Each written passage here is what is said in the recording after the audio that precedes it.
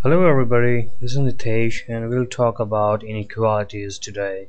So what is an inequality? To be very simple, an inequality tells the relationship between two numbers or expressions. For example, an elevator can carry a load less than or equal to 2000 pounds.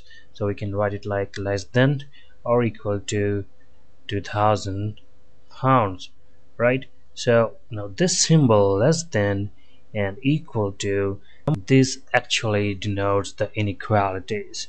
So what are our objectives to read the inequalities? So our objective is to determine whether a given number is a solution of an inequality or not. Alright, so before this we'll see these symbols. This is less than or equal to, and this is greater than or equal to. So mathematical sentences containing this sign, there's less than, greater than, and these two signs, less than equal to and greater than equal to, are called inequalities. So mathematical sentences containing all these symbols are called inequalities. Now, what is a solution of inequality? So, a solution of an inequality is any number that makes the inequality true. Alright, so let's take an example. Uh, Suppose if we take an example of x is greater than equal to 5. Now, if I write 5, so is 5 a solution of this inequality? Let's see. So 5 is equal to this 5. That means this is a solution of this inequality. Why? Because we have this symbol equal to. So if we put x5, this will be equal to 5. That means this 5 is a solution of this inequality. Now let's take another number. Suppose if we take 12. Now 12 is a solution of this inequality or not. So let's see. This is our inequality, and if we put, instead of x, if we put 12, so let's do this. So 12 is greater than 5, right? And so this symbol is being satisfied. That means 12 is a solution of this inequality. Alright, now let's take another example. Suppose if we take 4.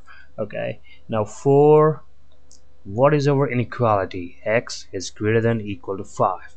But is 4 greater than or equal to 5? No, it is neither greater than nor equal to 5. Alright, so this is not a solution of this inequality. Alright, so this is how we find the solutions of these inequalities. So this is how we find the solutions. Now there is one more thing, that is graphing. Alright, now how do we graph the solutions? Right, so a graph is nothing but a graph of an inequality in one variable. That's actually a picture of its solution set on a number line, and we all know what the number line is. So let's take example, x is greater than equal to -3. How will we graph this solutions? So the solutions of these inequalities can be -3, right, and all points towards the right of -3, right, because it is greater than equal to -3. So every number which is greater than -3 or equal to -3 are the solutions of this inequality. Right, now let's make a number line for this. To graph this inequality, let's make a number line. So here we go with the number line. Alright, so this is our number line. Alright, and this is the 0. Now here we 1, 2, 3, 4, and here are the negatives: -1, -2, -3, -4, and so on. Alright, so now what is our inequality? X is greater than equal to -3, and the solutions are -3 and all numbers towards the right of -3, right? So because all numbers toward the right hand side of the -3 are greater than -3, so this is our -3, and the solutions are -3 and all the numbers toward the right hand side of the -3. So it goes on and on. The only thing is that it has to be toward the right hand side of the -3, because all the numbers to this side are greater than -3, and that's what our inequality says. This is how we graph an inequality. Let's take another example. Suppose if we take an example, very simple example, x is less than 2. Alright, now how will we graph this on the same number line? So what will be the solutions of this inequality? X is less than 2, right? So every number which is less than 2 is a solution of this inequality. So where is 2 in our number line?